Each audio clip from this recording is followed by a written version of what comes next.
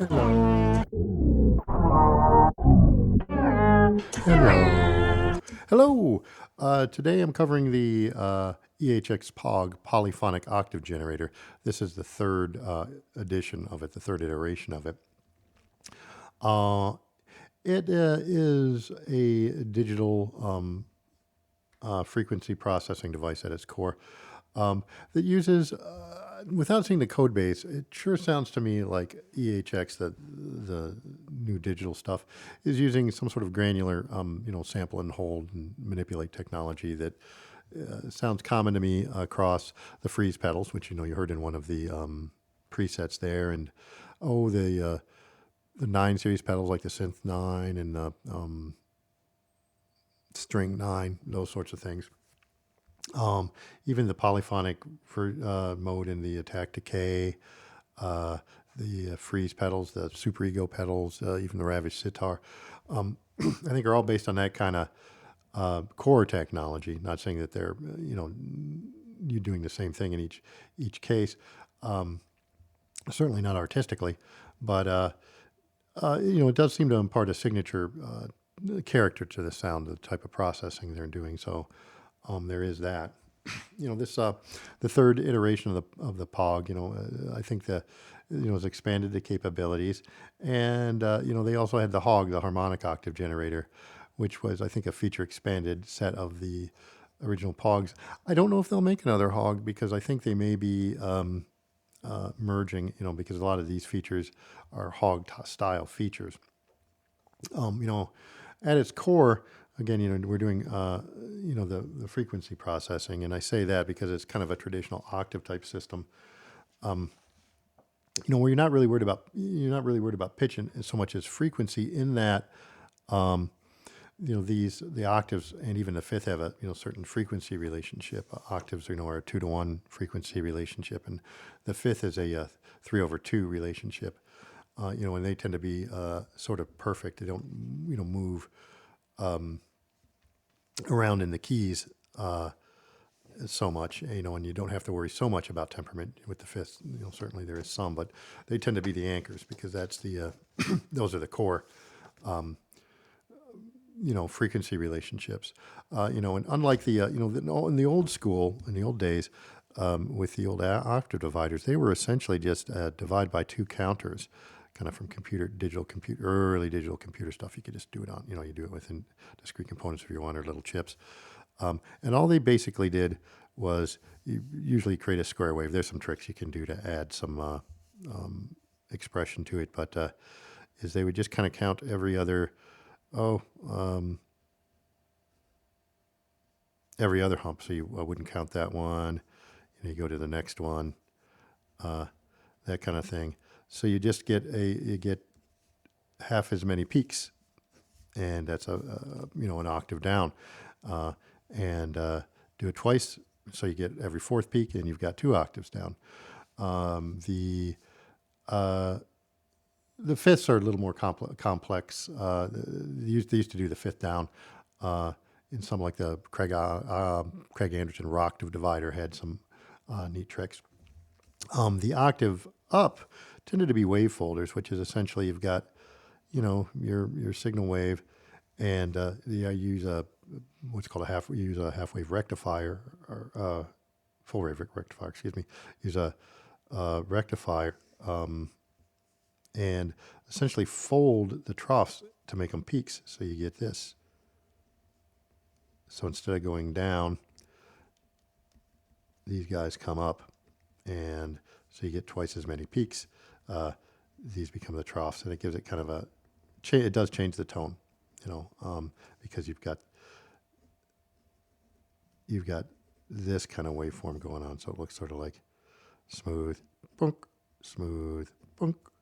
But that's generally how you would double frequencies. You could do it twice and get a 2 up, fold it twice.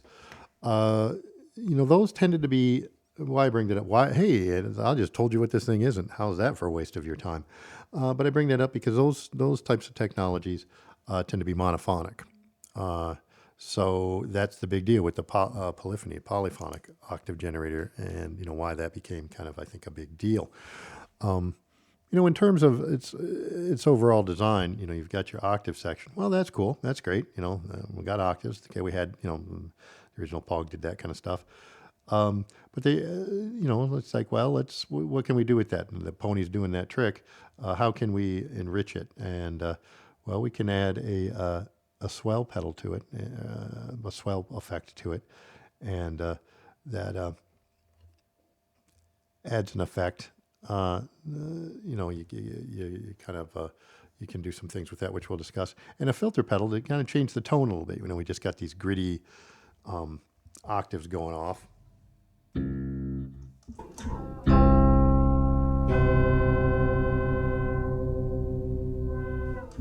Add a nice tone control. And while you're doing it, making it an advanced tone control. Once they did that, I think they got to, a use case that we've seen before. It's somewhat, I think, a spiritual. I'm not going to say it sounds like it, but it's a spiritual successor to the old microsynth, because the microsynth also had this kind of voicing where you had octave divider, a fuzz, to give a little different timbral difference with the dry, and octave up. That gave you that big sound, big spectrum to work with, and it wasn't very, didn't sound like your input instrument too much anymore because you really morphed it. Excuse me.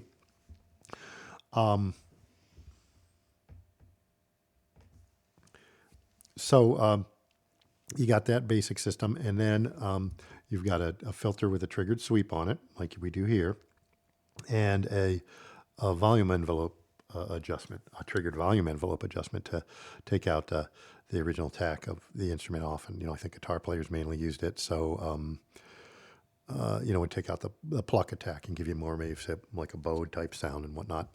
And that's actually very similar to the New York school, the East Coast school of synthesizer design, a la Bog Moog, where, you got oscillators creating your basic timbre. That's your basic spectral footprint.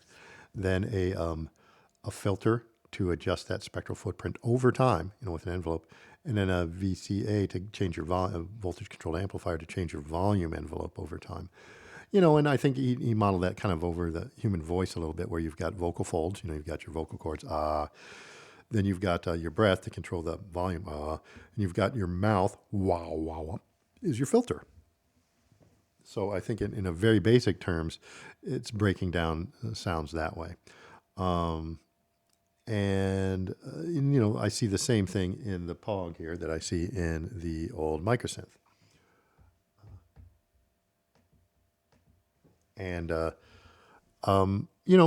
honestly, I think when we hear of synthy sounds, we tend to hear that resonant filter and a change in the volume envelope that's not native to whatever sound we're, using. And, even back in the GR700 pitch to glitch days, that could get kind of glitchy.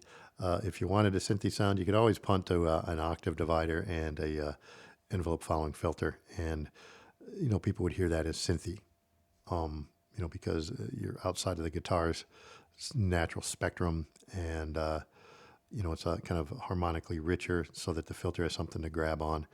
And, an aggressive filter, too, will kind of change your volume just because there isn't as much harmonic content going on, so your ear hears it as a little quieter often.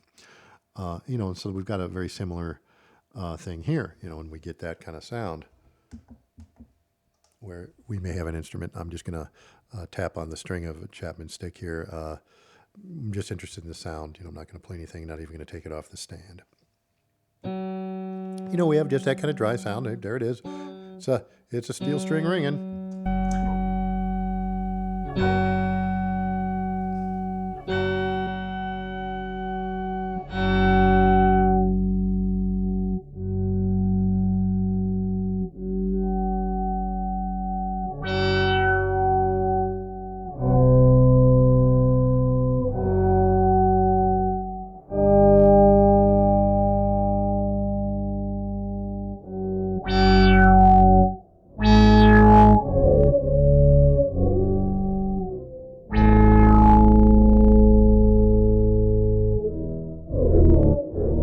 or even my voice.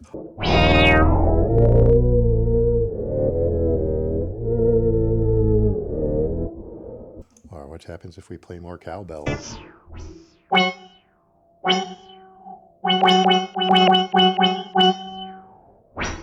Ooh, that's sensitive. It's really hot. Sorry about that. That's the thing. Some of these with these resonant filters and all these voices, it can get much hotter than the input at times. So just judicious moves. If you notice, I've done the classic thing of I'll move all the faders up and none of the faders down. More power. So I think that's one kind of one big way of using it. In general, I'm going to say with the design layout, I think things, obviously you can do whatever you want with it, and it's got a lot of flexibility. But I think there's two basic strategies, and I find that sort of mirrored in the design. Strategy one is that kind of we're just going to make a synthy sound. In fact, let me do that with here's an old Pro One.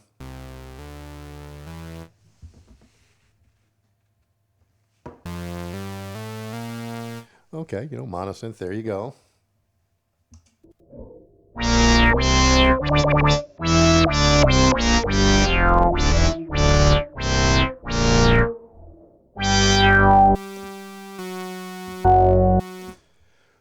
So you can, really add a lot of harmonic information even to a synthesizer that way.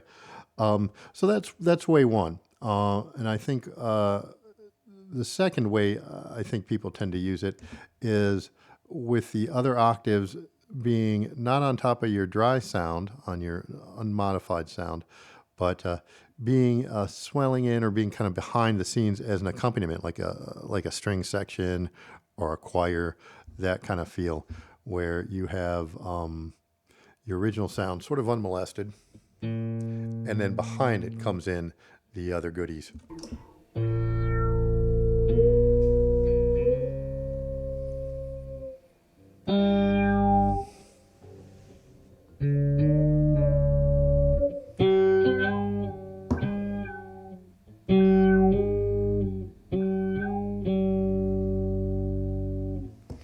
And of course, I think the first basic way to do it is you can kind of lower all those voices so they're a little bit behind you, perceptually.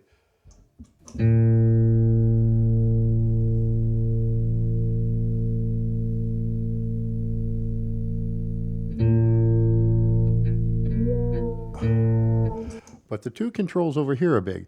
The attack swell, really separates it in your voices in time, where your original instrument speaks, your original signal speaks, and then the accompaniment rolls in after the fact.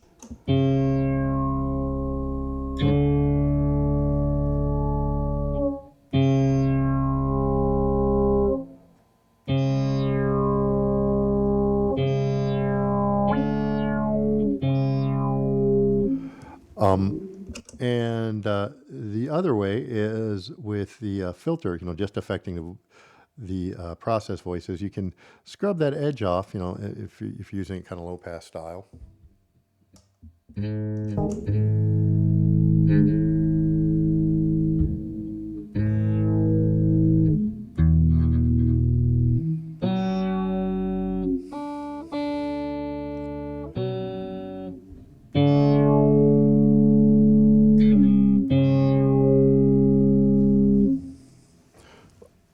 Or with the synth.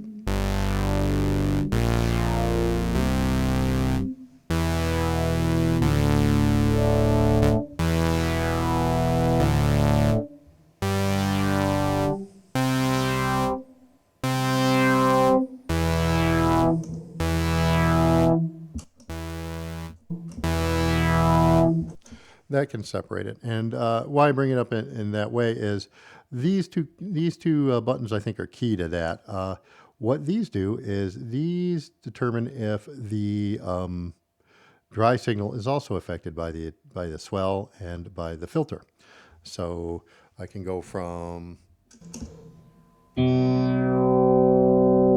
where it rolls in to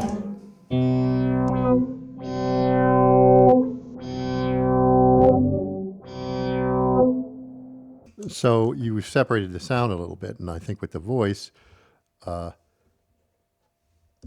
you can really hear that. So here we go with that. But then,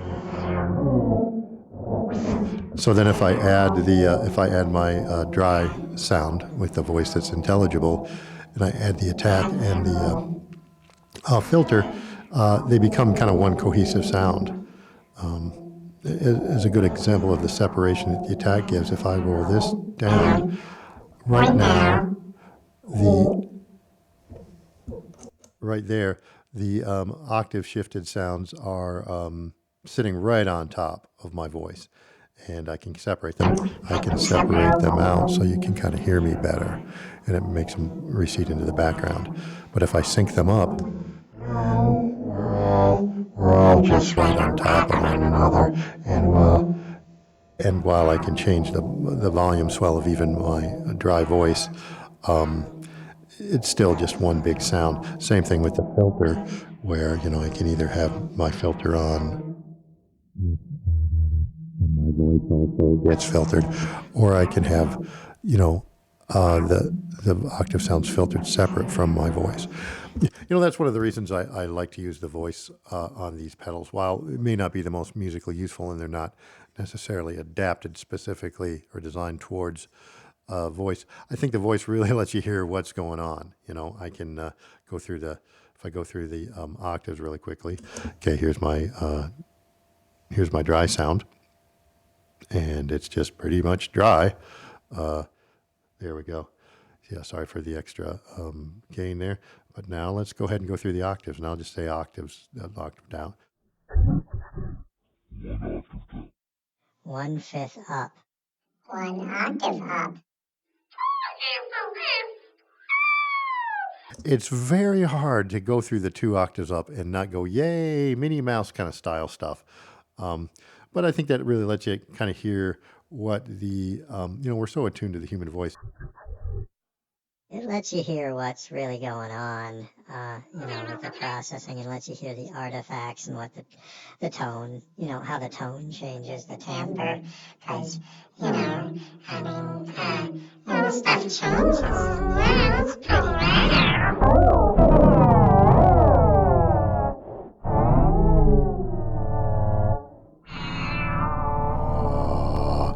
Yeah, so there that.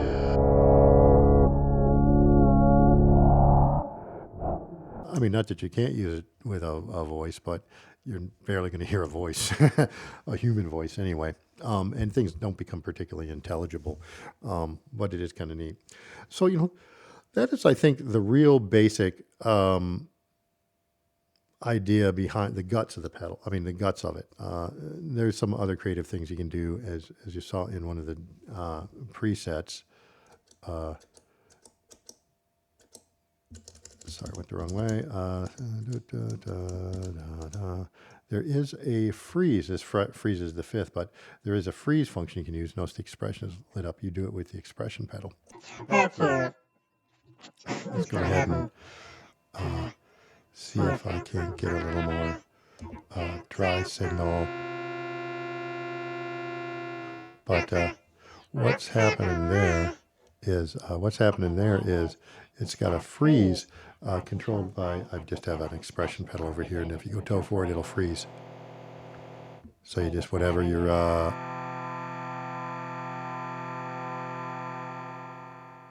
and so you just get kind of a volume of the freeze. Whatever I say gets frozen.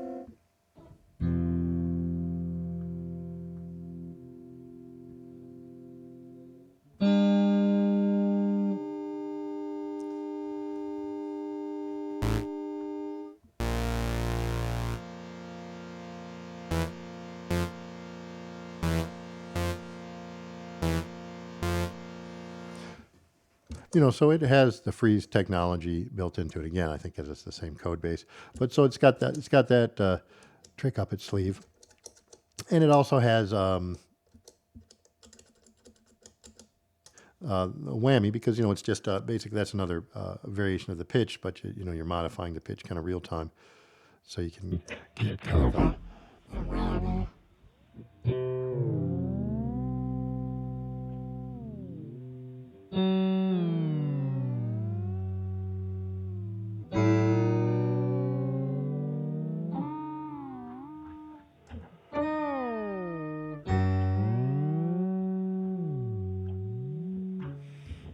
So that's another thing you can do with the technology, but it's still based on that same, sampling type system. Uh, but it has expanded things out. But past the voice, and that's all, past the voicing and the pitch changes. One nice thing is if you press both buttons, you get to go to live, and that's the WYSIWYG. You get whatever you got going on right here, which is nice. Which is nice. But we sound pretty reasonable there. That's the dry versus the bypassed. Now, I think it's still running through the digital. It's still running through the things, because I can start hearing artifacts if I turn on some. If I turn on some of the functions, I can start hearing a difference in the tone, which is reasonable. Absolutely, that's something that's going to happen. Because we are affecting the signal, and we're going to be affecting the signal. But so we got the basic sounds, but there's also some kind of neat things. Well, what about if I want to change the image? I got this rich sound, okay, but it's sort of static, yeah, a little bit, and I want to add a little more interest to it. Well, I can do it, instead of changing the tone and things.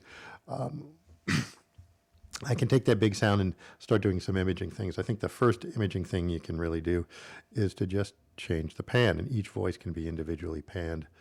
However you want. So, I can have it hard panned. So you hear my pitched up voice on one channel, on one side, and my dry way over on the other side. And you can, pan each voice however you want, and it doesn't have to be a hard pan. You can put them wherever you want. And Make that sound kind of richer. a richer, wider image, and so I think that's the first way you can kind of alter the image. Excuse me. The second way is it does have a detune effect. That's a great thing if you're doing all this pitch processing. Now this is more pitch, more frequent, but it's like you're modifying the frequency of the instrument. And again, you can control it with the dry. This gives you sort of a static chorus. Anytime you have a doubled sound, two people playing, or the choruses, the pairs of strings on a 12 string, they're not necessarily going to be in perfect tune all the time. So you take them a little bit out of tune, and you get, richer doubling effect.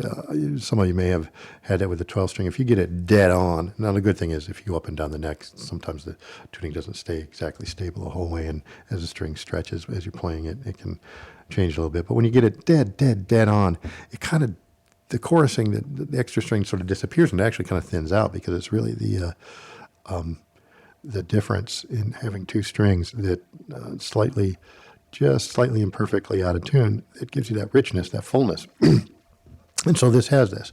A chorus pedal in general, the old traditional chorus pedal is a delay that's just slightly time modulated, which changes the delayed signal a little bit in time, and since you're wiggling it back and forth with traditional delay means, a little bit out of pitch.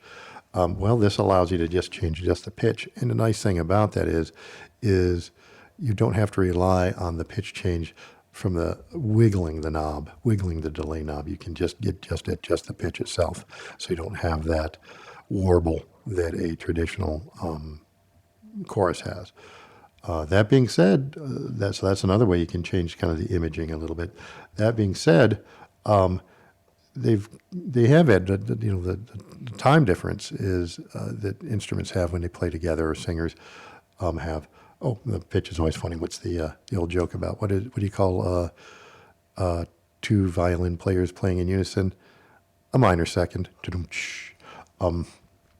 But the other thing that the chorus pedal does, and the choruses do, anytime you have people playing in unison, is a time offset. They don't hit it exactly perfectly the same time, and this allows you to abstract that away from the pitch part, and you can add just a little bit of a differential time delay, and I want to say it's 3-to-1 on this, between the left and the right side, but it just gives you a little wider stereo image. And up we go, up we go, up we go, up we go, up we go, up we go. That's pretty severe at the end there. They did give you a little creative room to get a little wild with it. But down here in this level, you just get a slight stereoification, which back in the day, I used to have a old MXR digital delay, and that's how I'd make poor man's stereo mixes of mono records. Is I would just, if I was, wanted just Walkman tape, I would run one side completely dry and the other side completely wet. So just take the mono signal that goes to the left channel, and the right channel is 100% wet, delayed by just a few milliseconds to just create that stereo image by just creating a little bit of that offset, going from something like this to something like this. So that's our third way of imaging things. And you can kind of hear if I wiggle it myself, I get the stereo chorus wiggle. So that's the third imaging technique you can use. Well, that's there's a bunch of other features. I did want to go through. Excuse me, the attack control and things. So the attack control is just the attack control is just an attack delay. So I go from this to this. Roll in. Now there you can hear the artifacting from the fact that now it's having to modify my signal and is hitting the digital processing. So you get that kind of characteristic sizzle. But that's where the a filter can help. And you can hear me filter. I can either do it, for drama, I can do things like that, or I can try to just use it just to run down a little sizzle. So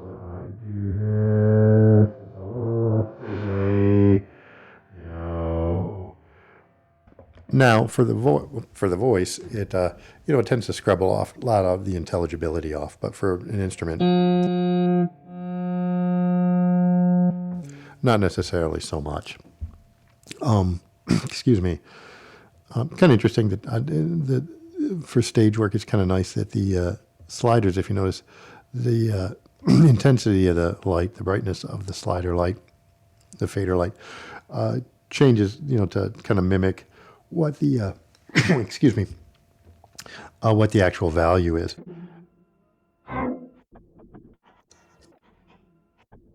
And that's really convenient when you got presets, because it's kind of almost like an LED ring for sliders. You can see what sliders are, essentially on. If you're at level 0, they're essentially off, but you can see what their relative level is. So that I think can be kind of helpful to know what's going on.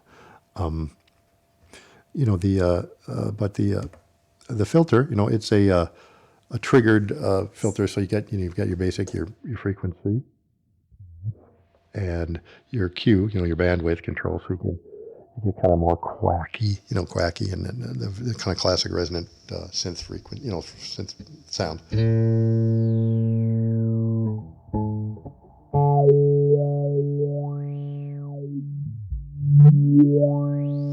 That's from the resonance. If I kill the resonance, more of a tone control type feel. This is a triggered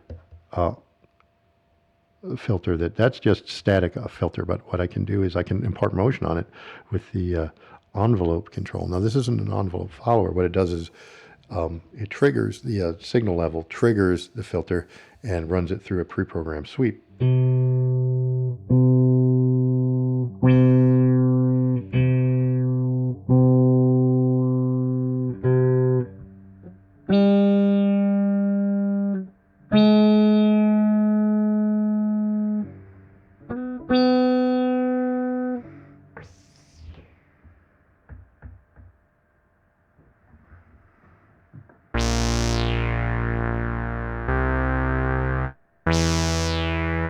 Test. Which may seem a little limiting at first. It's like, wow, that it's just that single little envelope. And I think they did that mainly for panel real estate, because if we go up, this, by the way, this little kind of your system encoder is also a little 4-way joystick. We can see that there is a filter section. Select that with, sorry, it's there we go. We're off in crazy lands. Let's get back to But we see a filter section, and follow the arrows. I will say it takes a little bit of getting used to the system. See home, go that way. Okay, we're that way. We're live. Up for menu. I can go down the filter, but there it says arrow to the right to get to the actual parameters. So that's a little, it works, and I like that they labeled it, but it doesn't feel that natural to me. But here we are, and we have the filter going. Wow, we have the filter going. But notice we've got a couple of nice things. We can change the type of filter, band pass, high pass. So we get, let me get it static there. So we're limiting, up here we're limiting all the lows. Down here, here we are with relatively full range, and up we go. Band pass. So down here we get, just kind of a one hump, more of a wah-wah type sound. So it sort of inherently has a little, with that peak, sort of inherently has a resonant sound in and of itself. But, you can definitely crank up the Q and get the whistly going on.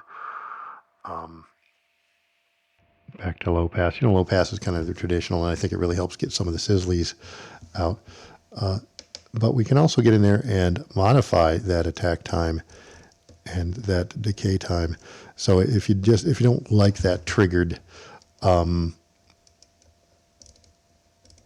you don't like the triggered filter the way it is, and you're finding it's not giving you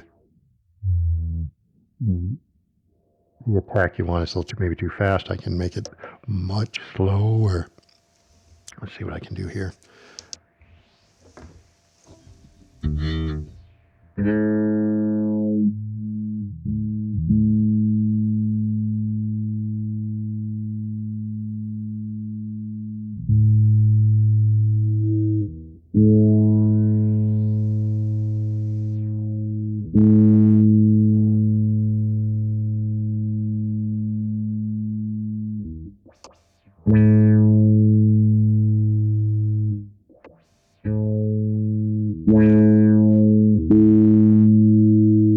Fast.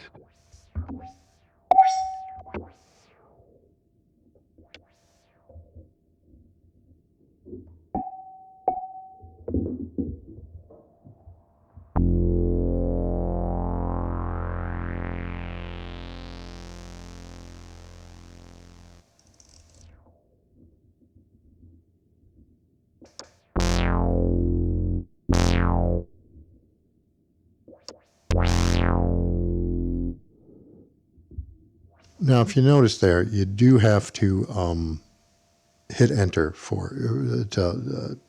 have the parameter take effect, to accept the parameter and have it take effect. Apply, like in Windows systems or something. So you do have to hit it every time to do that. Honestly, as you saw with some, and that's the thing with, I think they have it tuned to kind of plucked instruments because the longer decays and things, you have to have an instrument that will maintain, the longer attacks, you have to have an instrument that will maintain a sound to that length of time effectively, like the keyboard back there, the synthesizer, could really exploit that long sound, long attack time.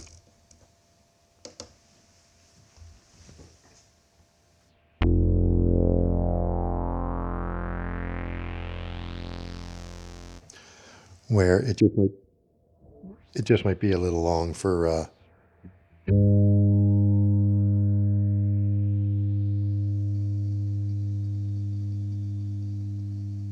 still there.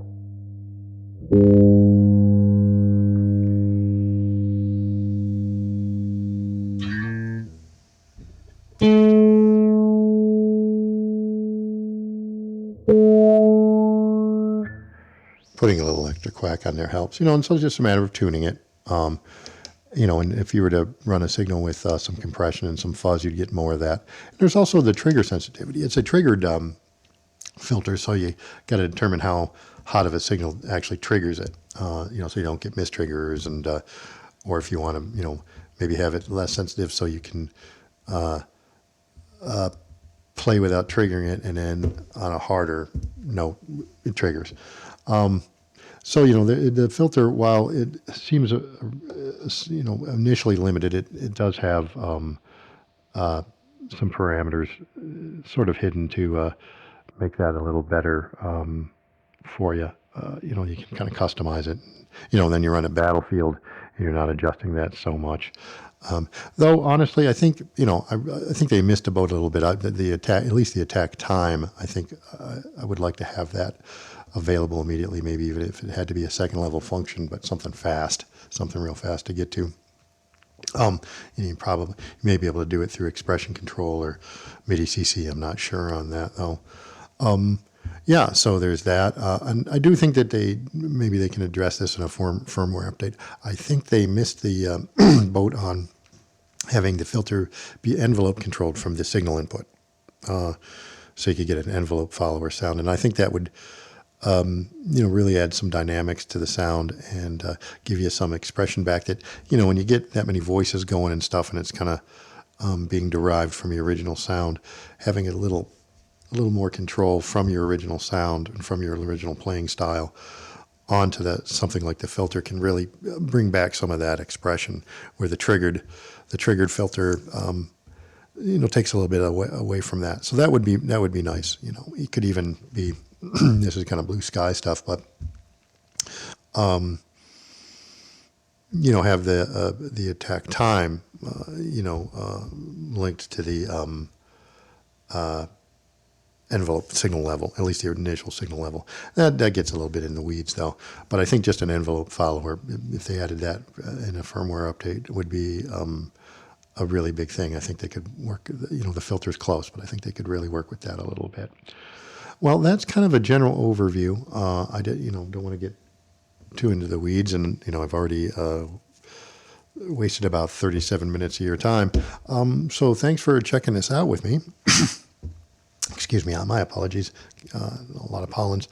And I hope this was a helpful overview. If there's anything in particular you want to see about it, please let me know. I know there's all kinds of things you could do with it like that. There are other programs that cover kind of musical context, especially for the electric guitar player, that you may want to hear. There is some acoustic guitar out there on YouTube that uses this. So I think that would be worth a listen. But I wanted to cover the functions kind of in isolation so you could see really what it does as opposed to just how people are using it. So again, as always, thanks for listening.